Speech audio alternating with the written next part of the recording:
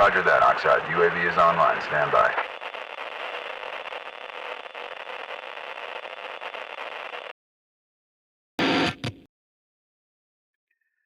Hi guys, JT from Oxide Training Group here. Out here tonight just checking out a new bino that's just dropped. Our friend Night Raider has asked us to give our first impressions on the new ELF-31H from InfiRay. First off, who am I? Me and my friends are just a group of airsofters, but we are passionate about night vision as a hobby, and we'd like to try to get as many people into it as we can.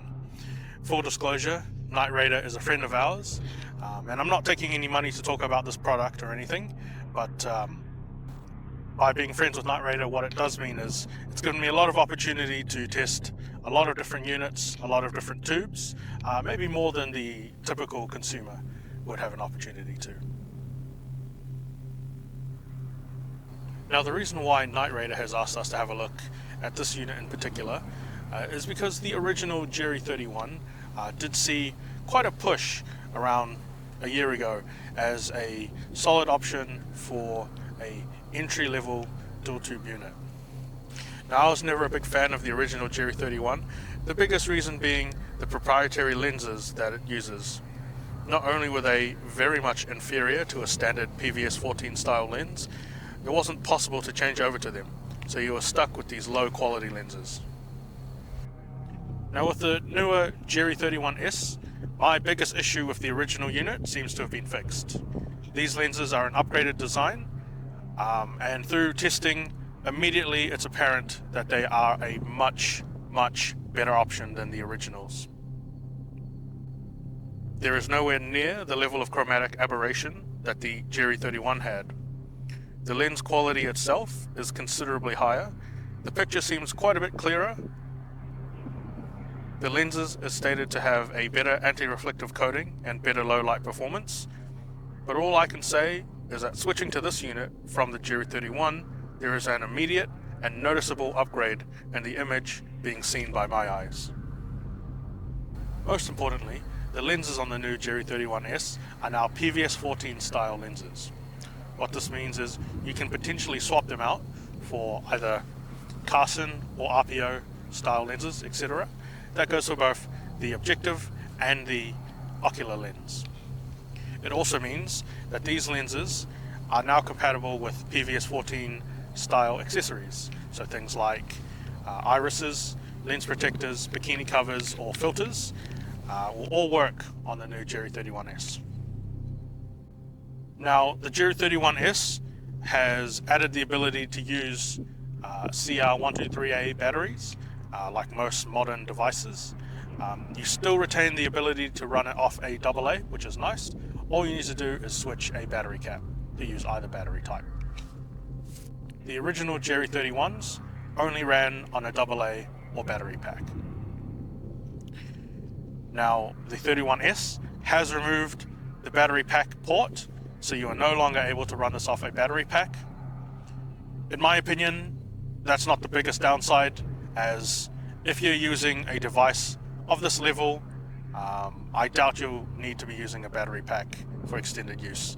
You're probably not going to be taking Jerry 31S's into battle, so I think a onboard battery is more than sufficient. So with my biggest issue, mainly the lenses, being solved on the Jerry 31S from the original Jerry 31s, would I consider the new Jerry 31 as a suitable entry-level unit for somebody just getting into night vision? Well, it's not as simple as that. The tubes and the lenses that you do get are about the bottom limit of what I would consider usable. Still usable, but at the bottom end.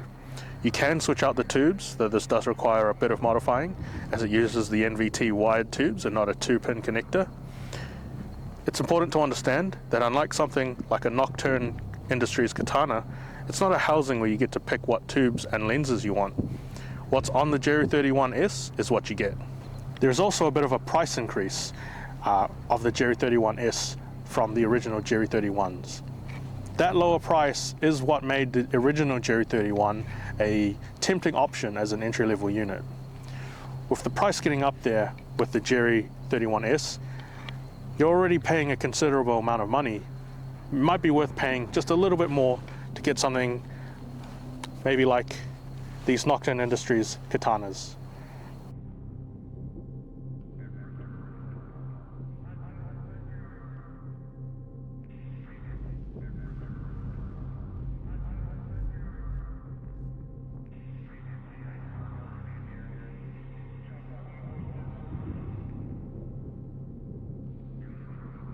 Now my advice, or my opinion, is that I would much rather have a mil-spec PVS-14 housing or the proven Tanto housing with some proven gold standard cast-in PVS-14 lenses. You don't actually see more in the dark just by adding a second lower end tube. And the benefits gained from that second tube is nowhere near the benefits gained by having just a mono and spending the same amount of money for a better tube with a higher FOM rating. Now in general, I actually recommend a mono over a bino, even if you are going for higher end specs. The main reason being, going with a mono allows you to use it in conjunction with a thermal unit, but that itself is another video. Ultimately, my opinion on the Jerry 31S is that it's definitely an upgrade over the original Jerry 31s, but who would use such a unit? It's really only a unit for somebody that insists on having dual tubes and is just getting into airsoft. You do have the ability to upgrade the lenses at a later date, but again, at that point, if you're spending that amount of money, maybe consider spending just a little bit more initially and getting something nicer, like a Katana or Manticore. If someone really wanted a pair of Jerry 31S, unlike the Jerry 31, where I would have stopped you from buying that, I wouldn't necessarily stop somebody from buying this pair if they really wanted it. Anyway, those were my thoughts on the new Jerry 31S. I would like to know what you have to say about it, either if you've got experience with the original Jerry 31s or if you've got thoughts on the upgrades to the Jerry 31S. Leave a comment and I'll try to get to it if I can. I do have other ideas for night vision and thermal related videos, so subscribe if you'd like to. See ya.